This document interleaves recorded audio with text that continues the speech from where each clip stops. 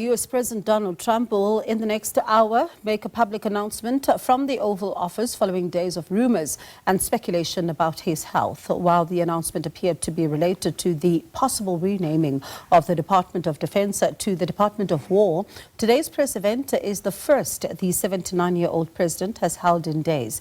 It comes after a weekend of false rumors about his demise that went viral on social media. SABC News correspondent Sherwin Bryce-Pease joins us now ahead of this much anticipated announcement. Sherwin, good evening to you. Images of the president departing the White House to play golf over the weekend put those rumors to bed, I suppose. But why did they start in the first place? I think the first lesson for all of us, Bongiwe, is that if you're getting your news and your breaking news just from social media, then the president could very well be dead. But if you follow reputable news organizations like SABC News, you will know that the president is very much alive, and that this was speculation fueled by the absence of this president that is known to spend a lot of time in front of the live television cameras, right? The last time we saw him in a press event was when he hosted a cabinet meeting last Tuesday. And ever since then, there has been no public schedule available for the President of the United States, which goes against the grain, right? It goes against what we've become accustomed to. This is a president that has had over 24 press or public engagements in the month of August.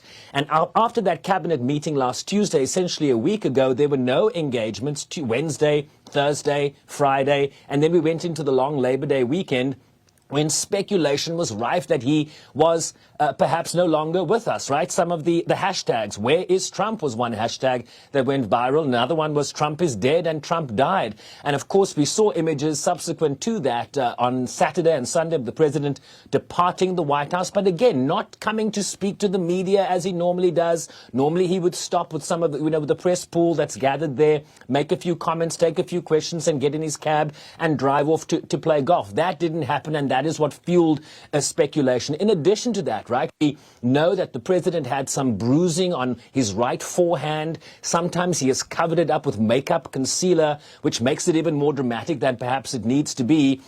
And this, of course, follows a July note from the White House physician that the bruising was consistent with minor soft tissue irritation from frequent handshaking, and that the president's use of aspirin as a standard cardiovascular prevention regimen, but that broadly the president of the United States, Bongiwe, remained in good health. This was also part of a revelation from the White House in July that the president was suffering from chronic venous insufficiency. Essentially, this is a reference to the lack of proper circulation of blood within the legs and the veins. This has led to bruising on his forehand and also some swelling of the ankles, which has become part of the narrative. So his absence essentially from public appearances really confounded a lot of people, given his affinity for these public appearances. But certainly the official word from the White House is that the president remains in good health, and one imagines during that press event in the next hour we are going to see a very forceful President Trump seek to repudiate any notion that he's on the decline. And Sherwin, he can try all he wants to be forceful, right? But there's likely to be a number of questions about his health in the next hour. We can expect that. So what are some of the other issues, though, that are likely to come up, given some key federal court decisions that have also gone against this administration in recent days, including his deployment of the National Guard? Yeah, you're absolutely right. There will be some pushback from the media as to speculation around his health. I imagine there'll be a number of questions around that. But there have been a number of key court decisions in the last couple of days, right? On Friday, you had a very fundamental decision handed down by the D.C. Appeals Court for the Federal Circuit, essentially the second highest court in the land after the Supreme Court, that ruled by a 7-4 majority that Donald Trump's reciprocal tariffs on nations were illegal, essentially that he exceeded his authority under the emergency powers, and that Congress had not attributed the right of imposing tariffs, which is the purview of Congress, to the President of the United States. But as you well know, that as these things play out, right, there was a court case by the U.S. International Court of Trade in May. That then followed the appeals decision on Friday. That matter is going to be decided by the Supreme Court. So for now, those tariffs remain in place, but two courts now have ruled against the president in terms of the powers he has used to impose these tariffs, and one imagines that this is a matter that will only be settled by the Supreme Court once it takes up that case.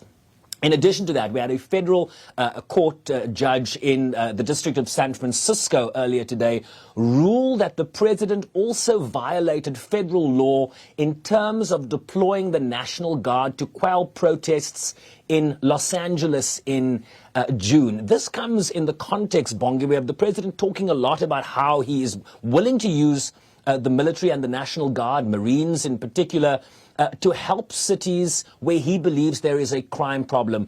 And the city that has the president, that the president has in his crosshairs right now is the city of Chicago, the Democratic-run city of Chicago, where the city mayor and the governor of Illinois have been very clear that they do not seek the president's intervention here in terms of deploying the National Guard. So that federal court ruling out of California will be instructive as to how this administration can move forward in terms of seeking to use the military in terms of domestic policing in the United States, which the court has ruled is a violation of federal law. The military cannot be used in policing, which is the purview of metropolitan or local police in those areas. So there's that issue. And of course, today is the first day that Congress gets back after the summer recess.